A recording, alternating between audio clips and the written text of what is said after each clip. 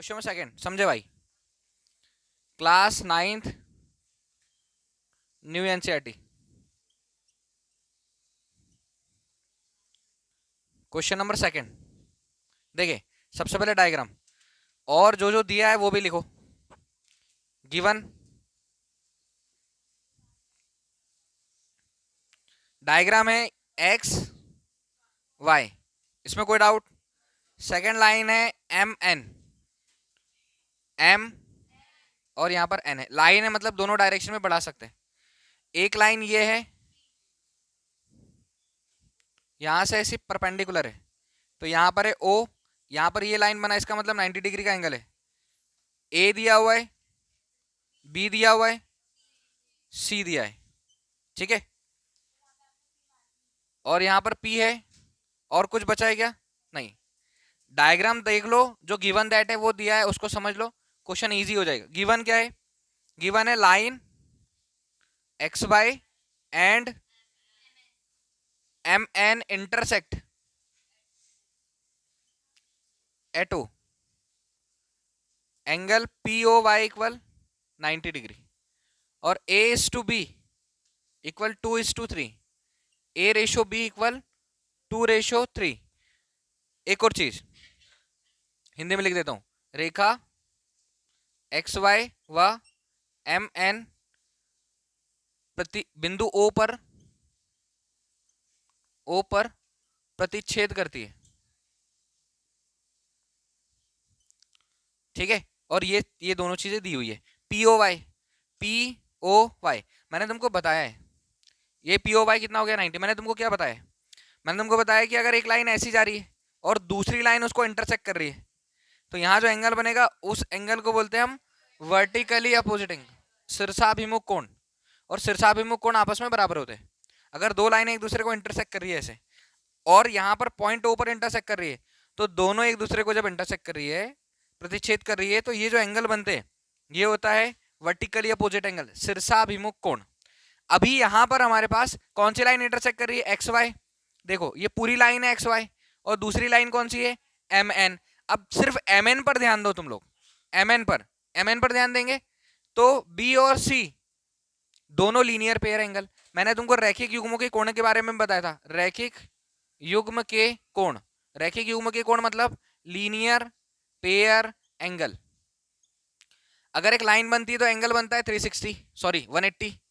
एक लाइन बनती है तो एंगल कितना बनता है? 180। और अगर इस 180 को पार्ट में डिवाइड कर दे तो इसका और इसका सम कितना होगा?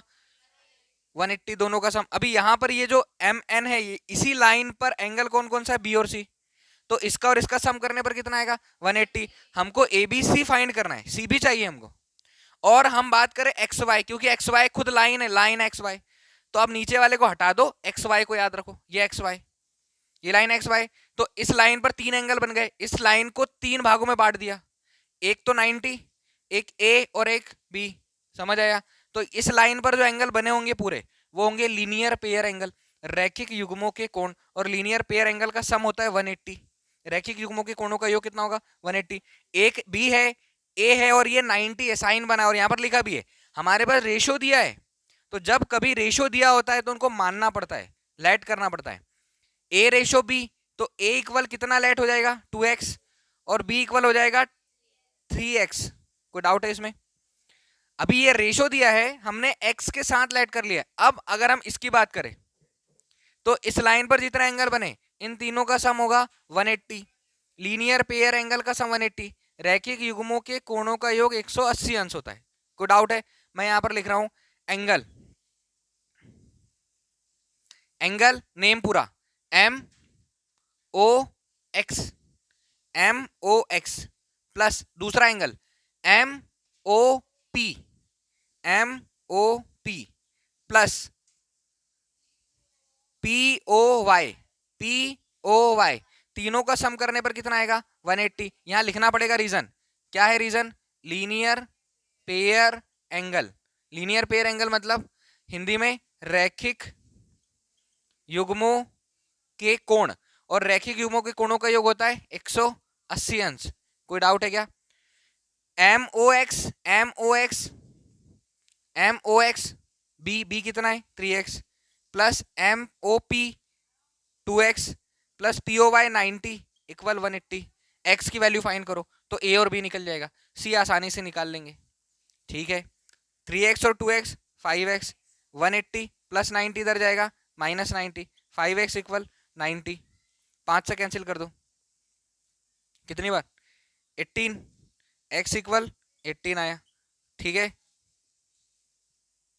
x की वैल्यू कितनी आ गई, हमको चाहिए क्या a इक्वल कितना ऐड किया था हमने 2x, 2 इंटू एक्स के प्लेस पर कितना रख देंगे 18, कितना आ जाएगा 36, b equal 3x, 3 into x के प्लेस पर 18, कितना आ गया, तो a और b आ गया हमारे पास। अब चाहिए क्या c, तो c को कैसे निकालोगे, दो तरीके से, एक तो मैंने तुमको बता दिया लाइन है, सब भूल जाओ, ये लाइन याद रखो mn, और जब mn है और उसको दो भागों में बांटा है, एक है भाग b एक भाग है c, तो इन दोनों का सम भी कितना होगा 180। लीनियर पेयर एंगल, रैखिक युग्मों के कोण, जो दिया होगा लाइन जैसी दी होगी उसको ध्यान में रखना है, इसलिए मैंने जब उसका इंट्रोडक्शन बताया था तो बराबर बताया कि अगर लाइन को 2 या 4 भागों में भी बांट देंगे एक लाइन को, तो वो होगा लीनियर पेयर एंगल, रैखिक युग्मों के कोण। तो अभी हम क्या बोलेंगे, mn इज अ लाइन, क्या बोलेंगे, mn is a line, mn रेखा है।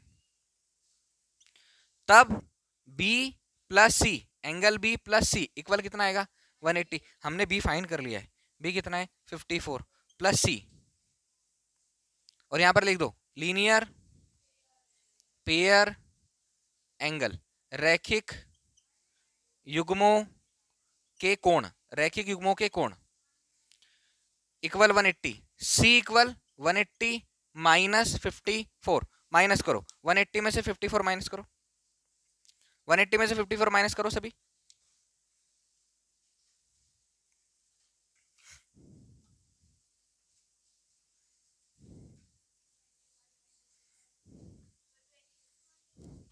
C इक्वल 126, कोई doubt, confirm,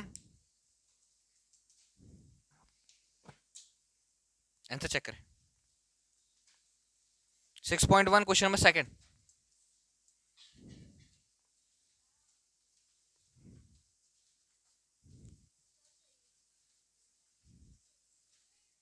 six point one question number third, diagram दिया हुआ है, ये ट्राइंगल है, यहां पर S Q interior angle, interior angle R, यहां पर टी और ये P, given angle P Q R equal angle P R Q, और प्रूव क्या करना है, prove that angle P Q S equal angle P R T. समझे, पहले तो इसको ढूंढो पी क्यू आर को, पी क्यू आर ये वाला एंगल अंदर का इंटीरियर एंगल, और पी आर क्यू ये वाला एंगल, ये दोनों इक्वल है। अब एक चीज और बताओ, अगर मैं यहां पर ऐसी लाइन बनाऊं, एक और डायग्राम बना रहा हूं, यहां पर ये लाइन बनी, इसको नाम दिया P, इसको नाम दे दिया Q, इसको नाम दे दिया S, तो क्या angle P Q S plus P Q are दोनों का सम 180 होगा, होगा?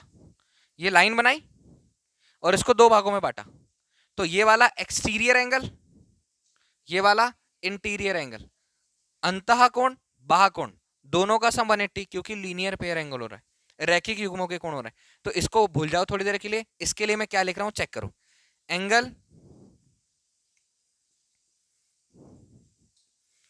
पी क्यू एस कौन सा, पी क्यू एस ये वाला, ये प्रूफ करना है, पी क्यू एस किसके बराबर प्रूफ करना है, पी आर टी के, इधर वाला एंगल, दोनों बाहर बाहर के कोण बराबर है, plus angle P Q are दोनों का सम कितना होगा, एंड और दोनों के लिए साथ में लिखेंगे, दूसरा कौन सा P R Q, angle P R Q plus angle P R T, इसका अंदर वाला इसका बाहर वाला, क्योंकि इस लाइन को दो भागों में बांटा, यहां पर इस लाइन को दो भागों में बांटा, दोनों लीनियर पेयर, दोनों linear pair, plus P R Q के बाद एंगल पी आर क्यू और P R T, angle P R T, दोनों का सम कितना होगा? दोनों के लिए रीजन लिखो, लीनियर पेयर एंगल, ठीक है। और हमको पता है the sum of linear pair angle equal 180, Hindi में क्या आएगा? रैखिक युग्मों के कोण। इक्वेशन नंबर 1, इक्वेशन नंबर 2, कोई डाउट? बताओ इसका सम कितना, इन दोनों का सम कितना? तो हम अगर ऐसा लिख सकते हैं क्या इसको, इक्वेशन 1 एंड इक्वेशन 2, दोनों को क्या समझना मैं क्या लिख रहा हूं, P Q S plus P Q R equal, क्योंकि इन दोनों का सम भी 180, इन दोनों का सम भी 180, तो क्या ये इसके equal, equal P R Q plus angle P R T. मैंने जो लिखा वो समझ आया भाई? दोनों का सम करने पर कितना आ रहा है? 180, इन दोनों का सम करने पर भी कितना आ रहा है? 180। तो क्या हम इस 180 के प्लेस पर इसको उठाकर लिख सकते हैं ऐसा? और वही किया हमने इक्वेशन 1 और 2 से, समीकरण 1 और 2 से हमने दोनों को एक दूसरे के बराबर कर दिया। अब क्या, अब बराबर कर दिया तो बताओ पी क्यू आर किसके बराबर है? पी आर क्यू के। तो किसी एक जगह पर चेंज कर दो, पी क्यू आर किसके बराबर है? पी आर क्यू के। यहां पर लिखो पी क्यू आर किसके बराबर? P R Q. तो या तो यहां पी आर क्यू की जगह पर पी क्यू आर लिख दो, चाहे यहां पी क्यू आर की जगह पर पी आर क्यू लिख दो। क्या करें, इस पी क्यू आर की जगह पर हम पी आर क्यू लिख देते हैं, क्योंकि दोनों बराबर है, हम तो कुछ भी करेंगे सॉल्व करने के लिए। तो यहां क्या होगा, ये लिखा है angle P Q S plus P Q are के प्लेस पर, पी क्यू आर के प्लेस पर पी आर क्यू लिख रहे हैं हम, पी आर क्यू इक्वल, यहां पर ऐसे ही रहने देंगे, angle P R Q plus angle P R T. मैंने तुमको एक और चीज बताई मैथ्स में, दो भागे L H S R H S, दोनों साइड सेम चीजें लिखी हो सेम साइन के साथ तो कैंसिल हो जाएगी।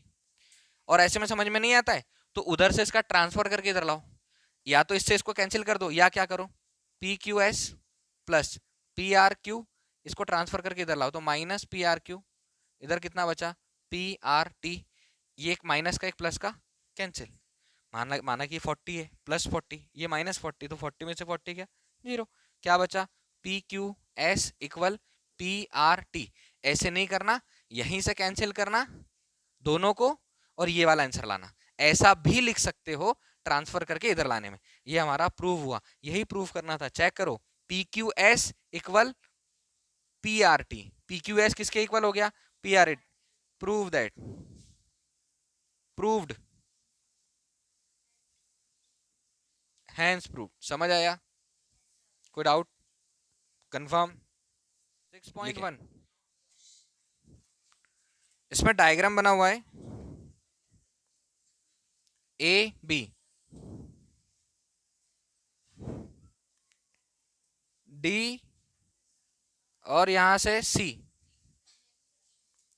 ये एंगल एक्स, ये वाला एंगल वाई, यहां पर ओ डब्ल्यू और जेड, ठीक है। गिवन है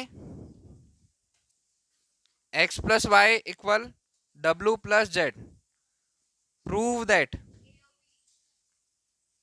ए O B is a line. अच्छा, एक क्वेश्चन बहुत ज्यादा इंपॉर्टेंट जैसा नहीं है, लेकिन सॉल्व जैसा ऐसे ही करना है जैसा मैं बता रहा हूँ, ठीक है। क्या हमको एओबी को लाइन प्रूव करना है। लाइन प्रूव करने के लिए अगर हम किसी चीज को लाइन प्रूव करें, उसके लिए हमको बताना पड़ेगा, क्या बताना पड़ेगा, कि x प्लस वाई इक्वल कितना? 180। चूंकि x प्लस वाई इक्वल कितना? 180। अगर ऐसा हुआ x प्लस वाई इक्वल 180, कौन सा एक्सियम? लीनियर पेयर एक्सियम बोलो, ठीक है। रैखिक, रैखिक युग्म प्रमेय लिख लो, थेवरम या प्रमेय। Equation number 1। सेकेंड क्या जाएगा? W प्लस जेड इक्वल कितना आता अगर? 180। ये भी इसी कॉन्सेप्ट से। Then from equation 1 and 2, equation 1 और 2 से क्या आ जाएगा? x प्लस वाई इक्वल डब्ल्यू प्लस जेड, जो हमारे पास गिवन है, x प्लस वाई इक्वल डब्ल्यू प्लस जेड। एक ऐसा कर सकते हो, ठीक है। हमको क्या करना है, इसके ऊपर के एंगल को 180 प्रूव करना है। तो आप यहां पर ऐसा लिखकर बोल सकते हो कि A O B is a line, या दूसरा केस, केस सेकेंड, इतना लिखने के बाद सिंस लिखो, चूंकि